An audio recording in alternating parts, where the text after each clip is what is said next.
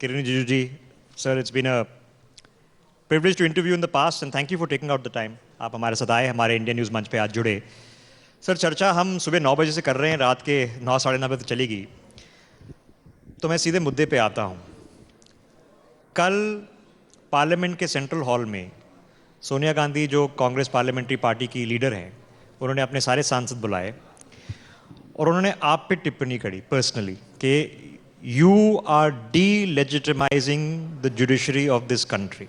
It's a very serious allegation against you, sir. How are you responding to this? Thank you very much for inviting me to your summit. First of all, I would like to make a very plain statement.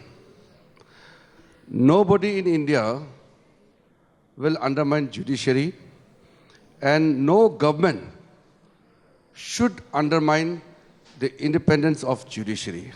That includes the dignity of Indian judiciary, its independence. We are committed to an independent judiciary. Having said that, what Srimati Sonia Gandhi ji had made remark yesterday, I was not upset, but I was amazed because the way she attacked government of India, accusing our government of trying to take over judiciary. I have come with a small note. I knew that you will ask this question. So, you know, the term committed judiciary came into existence during Indira Gandhi's time. I will read out some of the points which I have carried out for the benefits of your viewers. You know, Sonia Gandhi talking about our government trying to undermine Indian judiciary is like, you know, devil-quoting structures. If you go back to some of the cases, the verdict by Allahabad High Court, which set aside Srimati Indira Gandhi's election as MP and few other judgments in Madhav Scindia versus Union of India and R.C. Cooper versus Union of India, where her political decisions were questioned by the courts to protect the constitution. And it did not go down well with Srimati Indira Gandhi. Three senior most judges, Justice Hegde, Justice Shelat, and Justice Grover of Supreme Court, were superseded and their junior Justice A.N. Rai was appointed Chief Justice of India. During our 8 years of government's tenure under Modi ji, not a single instances can be shown where we have undermined Indian judiciary. Again, Justice M.H. Beg superseded the senior and legendary senior most judge, Justice H.R. Khanna, after he gave a powerful dissent in the case of ADM Jabalpur versus Sivakant Shukla related to the proclamation of emergency by Srimati Indira Gandhi. There are numerous cases I can cite. For example, the judges of the high courts who did not do the government's line were transferred. Justice S.H. Seth, one of the most fearless judges, who was transferred, even the transfer was challenged and it got succeeded. Likewise, during the black days of emergency and after putting all opposition leaders in jail, Mrs. Gandhi passed 42nd constitutional amendment attempting to curtail judicial powers. With this amendment, Constitution of India started being known as Constitution of Indira. There are numerous instances which I don't want to go further deep. This kind of political efforts to trumpet the Indian judiciary or any dissent voice is the culture of Congress party. That is why I challenge Srimati Sonia Gandhi and the Congress leaders to prove one instance where we disobeyed the court order or where we have tried to undermine the Indian judiciary. So this kind of accusation is something Congress should think about, that do they have moral authority or moral right to even question this thing, or even to make an allegation against me or our government? From the day one, I have made my position very clear. We are guided by the Constitution of India, but the sovereignty of India lies with the people of India. We get elected, and if people don't want us, we will sit in opposition. Because we are part of the robust democracy, and Indian democracy is the biggest democracy in the world. So in India, anybody who questions the independence of judiciary, it is only the Congress party who has always questioned the independence of judiciary, not BJP or not any other party for that matter. So I was very amazed by yesterday's allegation made by Srimati Sonia Gandhi against our government. Secondly, I will not drag very long. From the day one, I have given utmost respect to the judges. It is during my tenure as law minister, we extended all the benefits to the retired judges of the Supreme Court and Chief Justice of the High Courts. Even if the moment I retire as a minister or the moment I demit my office, I will not be entitled to anything except my small amount of Member of Parliament, that pension. But now the retired Supreme Court judges are given lifetime benefits, lifetime drivers, lifetime their secretarial assistants, lifetime other support system. They are access to the ceremonial lounges in the airport. These are done because we want the judges are fearlessly, independently doing their duty while they are serving in the benches, and after retirement, they should be given a very dignified status. That is why we did it. We respect judiciary. And the one who respects the judiciary are being accused of being undermining Indian judiciary. And for making my point very straight, I have great relationship with the judiciary judges, and I have a very cordial relationship with the Chief Justice of India and all the Chief Justices of the High Court. Just by twisting words here and there will not make our relationship bad. My answer in Rajya Sabha was being, misconstrued as a challenge to the Indian judiciary. I never said that Supreme Court should not hear the bail petition. I only said Supreme Court should give priority to the constitutional matters. Petty bail matters can be handled by lower courts, but when it comes to liberty, when it comes to greater, larger issues, definitely Supreme Court can hear it. So all my words are misinterpreted, and they are making it look as if government is fighting with the judiciary. That is why I have taken a little longer for my opening remarks. Pretty strong and emphatic you are on this, but in the comment passing, Rakesh has not just been about this. दूसरी चीजों पे भी काफी comment passing हुई है parliament में. किरण जी, जो तवांग में एलएसी पर जो कुछ हुआ, उसको लेकर विपक्ष जो है काफ़ी आक्रोशित है, जिस तरह से संसद की कार्यवाही में आपको देखने को मिला. कल 12 विपक्षी दलों ने जिस तरह से गांधी मूर्ति के सामने प्रोटेस्ट किया, सीधे तौर पर उनका आरोप था कि मोदी सरकार जो है इस मसले पर चर्चा नहीं कराना चाहती. आखिरकार सरकार को क्या दिक्कत है विपक्ष? सबसे पहले तो गांधी जी का स्टेच्यू के सामने में बैठ करके इन लोगों को लड़ाई और हिंसा का बातें नहीं करना चाहिए था. दूसरी बात, जब ये सीमा के बारे में बात करते हैं कांग्रेस पार्टी, मुझे अफसोस होता है कि मैं खुद जिस जगह से सांसद चुन के आए, जब मैं शुरू में एक जवान सांसद के हिसाब से मैं आए थे, तब तक मैं पैदल चलते थे.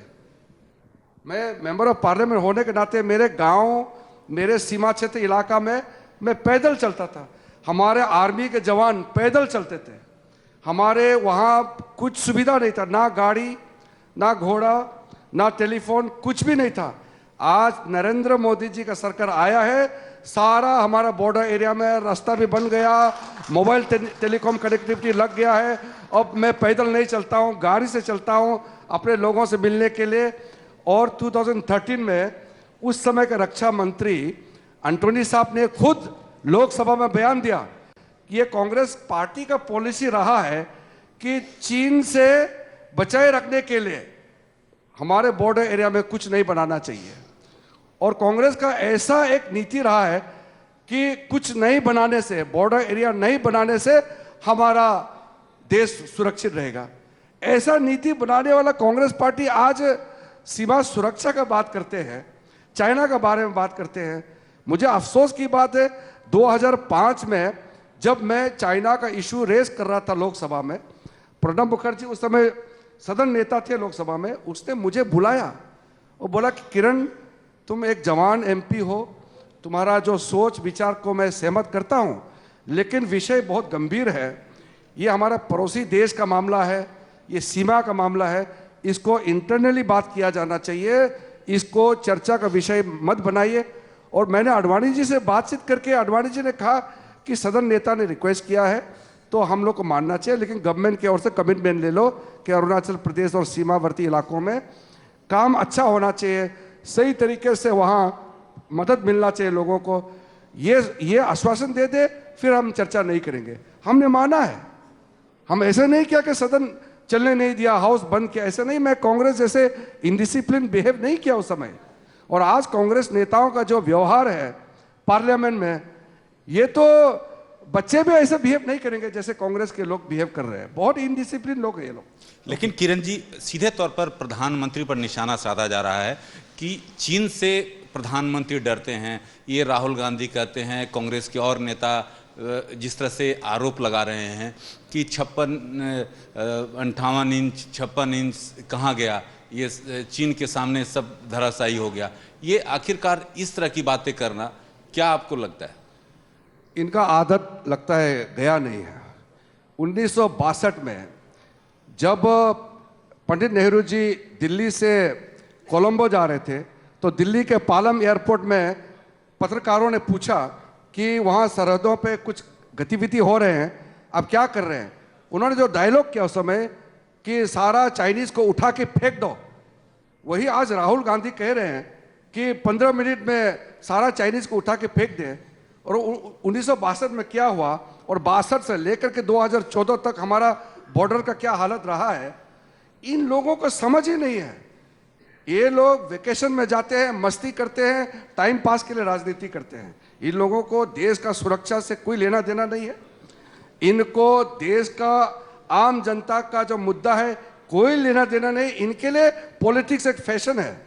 हम पॉलिटिक्स में इसलिए है कि समर्पित भाव के साथ हम देश सेवा करते हैं। इसलिए उनके और हमारे बीच में कोई तुलना नहीं हो सकता है। मोदी जी के बारे में तो उनको कुछ भी कहने का हक नहीं है। और मोदी जी की वजह से आज हर भारतीय किसी भी दुनिया का किसी भी देश में जाएंगे तो हमारा सीना चौड़ा हो जाता है, सर ऊंचा हो जाता है। पूरा इंडिया को आज पूछते हैं। Okay, Kiranji, let me bring it back since you mentioned about development. What is the real situation? Because we now know this Trans-Arunachal Highway is being built exactly following the line of the border. PM Modi was there. He has launched a new airport. Flights have started to your national capital in Itanagar. How is the real situation on the ground changing, sir? See, when I was in opposition MP, as an opposition MP, I used to make lots of efforts to draw the attention of the central government to create basic infrastructure. Today, I'm proud to say that just a month back, Modi ji himself was there at Itanagar to inaugurate the first greenfield airport in Arunachal Pradesh. Now we have 8 advanced landing grounds. The railway connectivity is done. Now further railway deep inside the state is being considered and it is under survey and DPRs are being prepared. Lots of things are being done which I would not like to count, but to tell you, right now more than 1 lakh crore of money is being spent for infrastructure in Northeast. And in Arunachal alone, more than 42,000 crore of amount is being spent only for road construction. So this kind of change is visible under a committed leadership who carries a very long-term vision for the nation, for the welfare of the people and to secure our every inch of the territory. So that is why when Modi ji and our government is doing something to reach out to the people by showing results, by doing concrete works on the ground, and allegations are made against same government by those people who have never considered Northeast as even a priority area. So you can very well understand that for them, as I said, politics for them is just a fashion, but for us, politics is commitment to serve the nation. Okay, what is then, looking back as we end the year 2022, sir, that you would feel have been the notable achievements? This is, of course, one of them that you feel are notable achievements of your government. There are so many things I really cannot just make a count on one or two because across spectrum of issues, all the sectors, if you see, we have had a tremendous progress in past 8 years. So it's not a, very regular type of progress. It's a quantum jump. It's a revolutionizing in terms of making progress. I feel proud that I'm part of Modi ji, I'm part of his cabinet, who is seeing a kind of a phenomenal change on the ground in terms of development as well as to connect people emotionally. Because now people in Northeast feel Delhi is close to them. Because every day the central ministers, senior officers are made to visit the difficult areas, spend time with the people, connect with them, and also to solve their issues and problems. Rakesh. Kiran ji, जिस तरह से पिछले 8 साल से ज़्यादा मोदी सरकार के आते हुए हो गए, क्या आप मानते हैं क्या उपलब्धि रही खास तौर पर 2014 से 2022 तक? देखिए, मैंने जैसे कहा कि उपलब्धि अगर 1-2 होते तो गिनती करके बताने में मुझे आसान होते। जब हमने इतना ज़्यादा काम किया है तो अगर हम गिनती करेंगे तो फिर वो सीमित रह जाते हैं कि कुछ क्षेत्रों तक हमारा काम सीमित रहा है। ऐसा बिल्कुल नहीं है। इसलिए मैंने 2 चीज़ों को एक साथ मिला करके बोला कि विकास के नाम पर जो धरातल पर काम हुआ है और सोशल सेक्टर में hard infrastructure, road, bridges, telecom का और आपका हेल्थ, एजुकेशन, बाकी जितना सोशल सेक्टर में काम हुए हैं, और उससे भी बढ़कर के इमोशनल कनेक्ट, प्राइम मिनिस्टर 50 बार से ज़्यादा 8 साल में नॉर्थ ईस्ट का दौरा करना, और अभी 3 दिन पहले हम लोग साथ में थे शिलोंग में।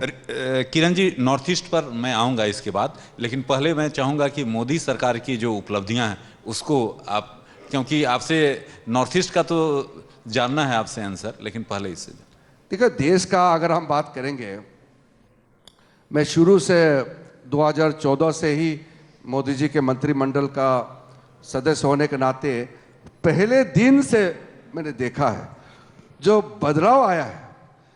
पहले दिन जब हम लोग शपथ लेने से पहले जब शॉर्ट लिस्ट किया मंत्रिमंडल, हम लोग 43 लोग थे, पहले ही हमारे प्रधानमंत्री मोदी जी ने जो हम लोगों को कहा कि हम लोग जो ग्रुप सरकार में मंत्री बन रहे हैं, हम यहाँ मंत्री पद में बैठ करके अपना रोक जमाने के लिए नहीं आया है। हम लोग पदभार संभाल के उसको जिम्मेदारी के हिसाब से देश का सेवा करने के लिए आया है। हमारा जिंदगी में कोई छुट्टी नहीं होगी, करप्शन टॉलरेट नहीं किया जाएगा, हर दृष्टि से समर्पित भाव से गांव-गांव जाकर के लोगों के बीच में रहना होगा। उस सोच के साथ जब चले हैं, आज आप हर एक सेक्टर में देखिए, चाहे वो हार्ड इंफ्रास्ट्रक्चर हो, चाहे सॉफ्ट इंफ्रास्ट्रक्चर हो, चाहे सोशल सेक्टर में हो, हमारे आम लोगों के कॉन्फिडेंस में हो, युवाओं के क्षेत्र में देखिए, हर क्षेत्र में मोदी जी के नेतृत्व में जो काम हुए हैं, इतना ज़्यादा काम हुआ है कि अगर मेरे पास 1 घंटे होते तो मैं गिनती कर देते, क्योंकि गिनती करना इतना लंबा हो जाएगा। लेकिन जो चेंजेस मैं कहना चाहता हूँ वो मुझे लगता है कि आप लोग भी किरण सब जी देख ही रहे हैं। बार बार बातचीत होगी इस पे और अब सालों साल होगी। G20 का जो नेतृत्व भारत में आया है, इसको पूरे तामझाम के साथ करा जा रहा है और हर स्टेट में प्लान बन रहा है, अरुणाचल में भी बन रहा है। इससे जो मीटिंग्स होंगी, विश्व भर से लोग आएंगे, लीडर्स आएंगे, इंक्लूडिंग लीडर्स आएंगे उस कंट्री से जो शायद अरुणाचल में आना पसंद नहीं करेंगे। ये स्टेटमेंट क्या आ जाएगी, इससे इकोनॉमिक और टूरिस्ट बेनिफिट क्या आ जाएगा, इसमें जागरूकता, नॉलेज अबाउट अरुणाचल कैसे बढ़ेगी through this G20 campaign? Sir नहीं, G20 को हम एक राज्य के साथ क्यों हिसाब करके उसको देखना है। G20 हमारे लिए बहुत बड़ा मौका है और आप सबको मालूम है G20 यानी कि top 5 economies of the world, ये G20 ही 85% का वर्ल्ड इकोनॉमी को कंट्रोल करता है। ये G20 में ही दुनिया का 89% का ट्रेड का वॉल्यूम चलता है। इसी G20 में ही दुनिया का आगे भविष्य का रूपरेखा तय करते हैं। जब G20 का प्रेसिडेंसी भारत के पास आया है, ये हमारे लिए बहुत बड़ा एक गोल्डन अपॉर्चुनिटी है। मैं मानता हूं कि इसको राजनीतिक दृष्टि से बिल्कुल नहीं देखा जाना चाहिए। ये हमारे लिए एक मोमेंट ऑफ सेलिब्रेशन है, हर पॉलिटिकल पार्टी का ही नहीं, हर भारतीय के लिए गौरव का विषय है कि G20 का प्रेसिडेंसी इस बार हमारे पास आया है और इसको भरपूर मौका उठाते हुए जो आपने सवाल रखा है कि 56 लोकेशंस पे जो ये समिट होगा, कई मंत्रालयों के साथ, राज्य सरकारों के साथ ऑलरेडी बातचीत शुरू हो गया, रूपरेखा तैयारी कर रहे हैं। तो ये पूरा भारत को प्रदर्शन करना है। ये नई दिल्ली को सिर्फ हमारा राजधानी के रूप में इसको दिखाने का नहीं है। It is a matter of the whole of India to showcase the strength, the inherent strength of India. That is why I feel G20 is an opportunity for every Indian, not for even political parties, not even for 1 or 2 states, not for the government of India or government of the states. It is for every Indian. तो मैं मानता हूं कि एक साल G20 का जो presidency मिला है, इसको हम एक अपॉर्चुनिटी के रूप में हम इसको लें और हम शोकेस giving the करें। diplomatic answer, but to have an international event like G20 in Arunachal, in Srinagar, is going to send a massive statement to the world, and that's good. That's going to be pretty epic. As I said, no, that why should I spin it into a Fair enough. issue of controversy? Let us celebrate our success and let us take this as an opportunity. जिस तरह से किरण जी 2024 अब ज़्यादा दूर नहीं रह गए हैं, क्या आप चुनौती मानते हैं, जिस तरह से विपक्ष लगातार घेरने की कोशिश कर रहा है, क्या आप चुनौती मानते हैं? राजनीति में इतने साल से रहने के बाद हर स्टेप ही हमारे लिए चुनौती है और हर कदम हम लोग देश के लिए क्या कर सकते हैं सोच के रखते हैं। उसके बीच में जो भी आएंगे वो तो संभालना पड़ेगा और भारत के लोगों का विश्वास जीतने के लिए जो कुछ करना चाहिए हम लोग तो कर ही रहे हैं, तो उसमें घबराने वाली बात तो है नहीं।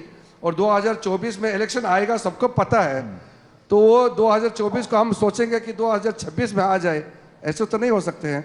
24 में समय पे चुनाव होगा, उसी के लिए जो काम करना है हम लोग तो कर ही रहे हैं, पॉलिटिकली भी हम लोग कर रहे हैं और सरकार की ओर से देश का काम जो करना है वो भी कर रहे हैं।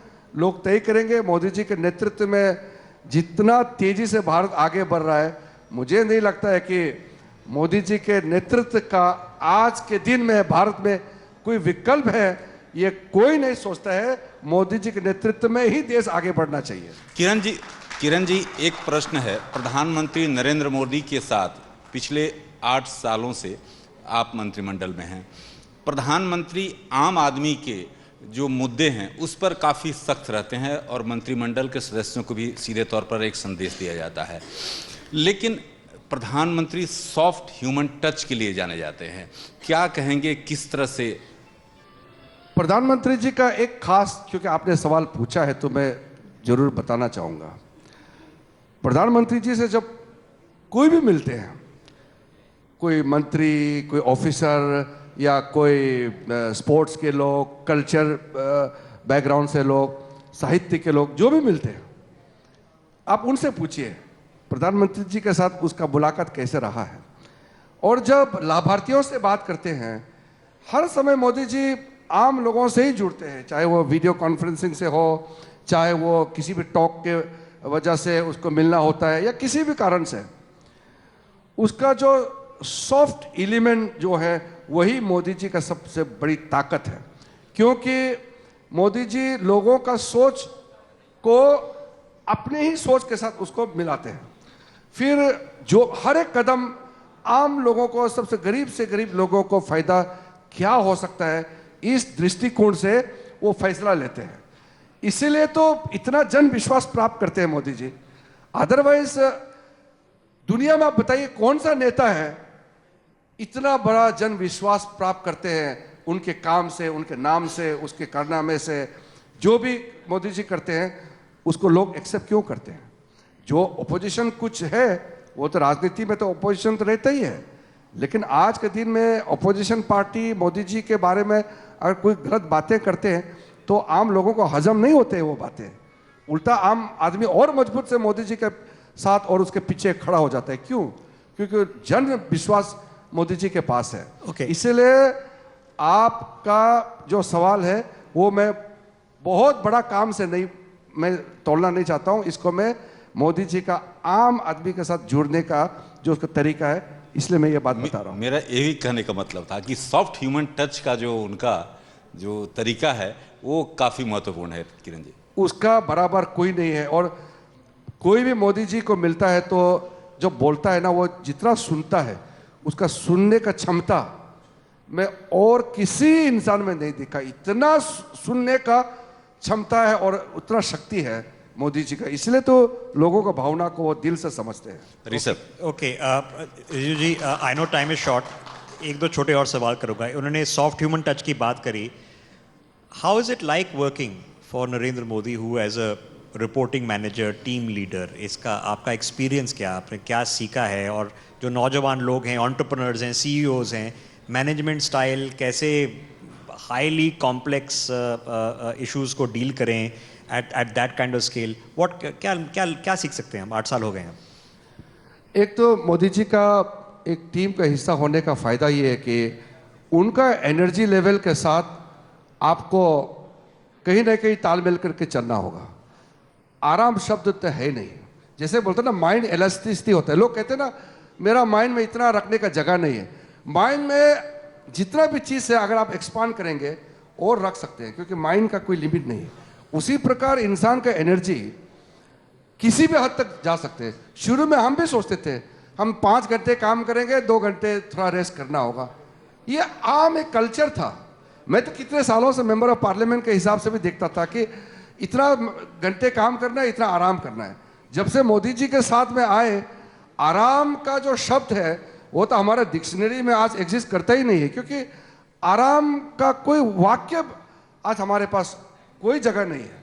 निरंतर काम करते रहो, एनर्जी बढ़ते जाते हैं, और काम करेगा और एनर्जी मिलता है, तो ये मल्टीप्लायर इफेक्ट का रूप से काम हो रहा है। इसलिए आप देखिए कोई मंत्री पिछले 8 सालों में एक भी मोदी जी का मंत्री पैसे लेते हुए, घूस खाते हुए जैसे कांग्रेस जमाने में होते थे, आप देखा है? उस जमाने में तो हर दिन कोई ना कोई मंत्री, उसका स्टाफ कहीं ना कहीं पैसे मांगते हुए, कहीं ना कहीं गलत कॉन्ट्रैक्ट साइन करते हुए कुछ ना कुछ आपको डेली मिलेंगे। आज के दिन में कोई सोच भी नहीं सकते हैं कि मोदी जी का कोई मंत्री 1 रुपया का गलती काम करेगा, आप कल्पना भी नहीं कर सकते हैं। Okay, Kiran ji, I want to leave you on a lighter note. There is a Football World Cup that's just concluded. Modi ji was in the Northeast right now talking about football, and we are hoping, we've hosted the under-17, under-19, hoping to play in the Football World Cup ourselves. Who was your favorite international player, sir? Well, I have been a great admirer of so many teams and so many players, and I was sports minister of the country also. I have a passion for sports and a special passion for football. I am sad that India is not part of the World Cup, but I'm happy that my favorite team won the World Cup.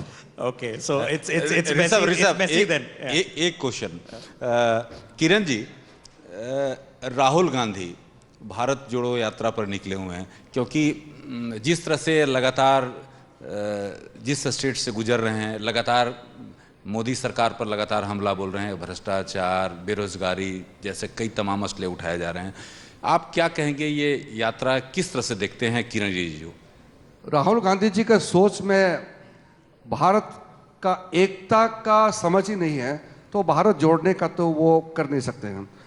अब उसका यात्रा को भारत जोड़ो नाम दिया है तो उनका मर्जी है, हम लोग तो कह नहीं सकते हैं। लेकिन तमिलनाडु में जाएंगे तो कहेंगे कि तमिलनाडु अलग है, बाकी देश के लोगों से अलग है। कश्मीर जाएंगे कहेंगे कि कश्मीर के लोग अलग है। उसका काम और उसके बाद जो है भारत को तोड़ने का काम करते रहते हैं और यहाँ डायलॉग मारते हैं जोड़ने का। किसी भी रूप से वो भारत को जोड़ने का काम नहीं कर रहे हैं। भारत को जोड़ने का एक भारत श्रेष्ठ भारत सिर्फ मोदी जी ही कर रहे हैं। For more such videos, subscribe to the NewsX YouTube channel, hit the bell icon.